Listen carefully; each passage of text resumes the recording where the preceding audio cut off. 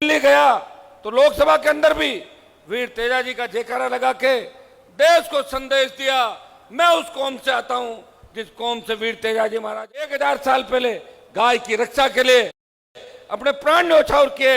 या तो राजा राम ने वचन के खातिर 14 वर्ष का वनवास भोगा था, या वीर तेजाजी महाराज ने अपना वचन निभाने के खातिर 1000 साल पहले अपने प्राण न्यौछावर कर दिए।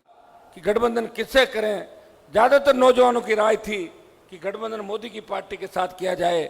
आपको पूछ के मैंने गठबंधन किया था, और कांग्रेस पार्टी का सुपड़ा राजस्थान में वो राजस्थान का जवान था, वो नौर का जवान था, वो भादरा का जवान था, जिसने भारतीय जनता पार्टी को 25 सीटें दी।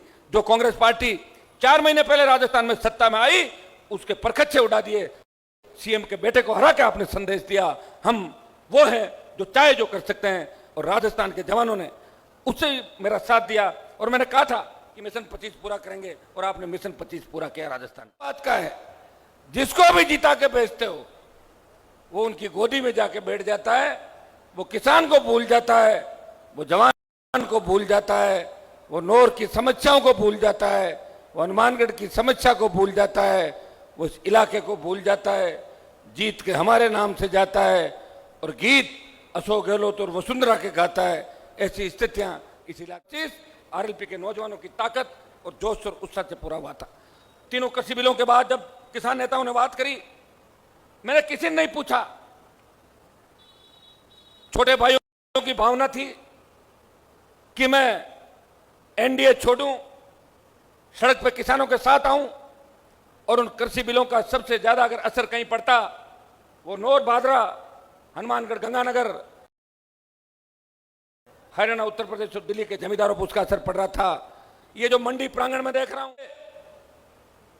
हमारे साइड में तो कृषि बिलों के बारे में केके गेगड़े भी नहीं जानते थे। मारवाड़ के अंदर लोग मुझे कह रहे थे, हनुमान जी कोई ऐसा निर्णय मत करना भावुकता में कि मंत्री पद खो दो। लेकिन हनुमानगढ़, गंगानगर से, पंजाब, हरियाणा से आवाज आ रही थी। उत्तर प्रदेश, दिल्ली के किसान नेता मेरे संपर्क में थे, वो कह रहे थे, हनुमान जी आप मोदी की गोदी से बाहर आओ। मैं वैसे गोदी में बैठा नहीं था, मैंने गठबंधन किया था मोदी के साथ, और वो इसलिए किया था कि एक परिवार लंबे समय तक इस मारवाड़ को, राजस्थान को गुमराह कर रहा था, उस परिवार को वहां से मुक्त कराना था। इसलिए हनुमान बेनीवाल को 50-60 हजार वोटों की आवश्यकता थी। इस इलाके ने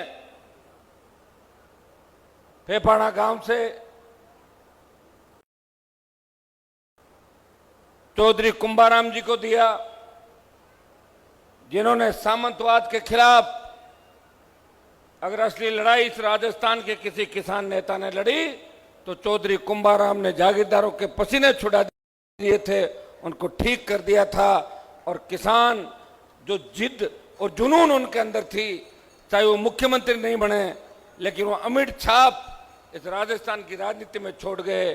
वो जो कहते थे वो करते थे, और वो कहते थे, राज ने अपना वचन निभाने के खातिर 1000 साल पहले अपने प्राण न्यौछावर कर दिए। कि गठबंधन किससे करें, ज्यादातर नौजवानों की राय थी कि गठबंधन मोदी की पार्टी के साथ किया जाए।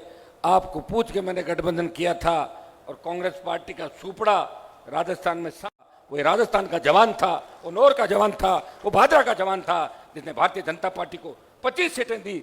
जो कांग्रेस पार्टी 4 महीने पहले राजस्थान में सत्ता में आई, उसके परखच्चे उड़ा दिए। सीएम के बेटे को हरा के आपने संदेश दिया, हम वो हैं जो चाहे जो कर सकते हैं, और राजस्थान के जवानों ने उससे मेरा साथ दिया। और मैंने कहा था कि मिशन 25 पूरा करेंगे, और आपने मिशन 25 पूरा किया। राजस्थान बात का है, जिसको भी जिता के भेजते हो वो उनकी गोदी में जाके बैठ जाता है, वो किसान को भूल जाता है, वो जवान को भूल जाता है, वो नौर की समस्याओं को भूल जाता है, वो हनुमानगढ़ की समस्या को भूल जाता है, वो इस इलाके को भूल जाता है। जीत के हमारे नाम से जाता है, और गीत अशोक गहलोत और वसुंधरा के गाता है। ऐसी स्थितियां इस इलाके आरएलपी के नौजवानों की ताकत और जोश और उत्साह से पूरा हुआ था। तीनों कृषि बिलों के बाद जब किसान नेताओं ने बात करी, मैंने किसी ने नहीं पूछा। छोटे भाइयों की भावना थी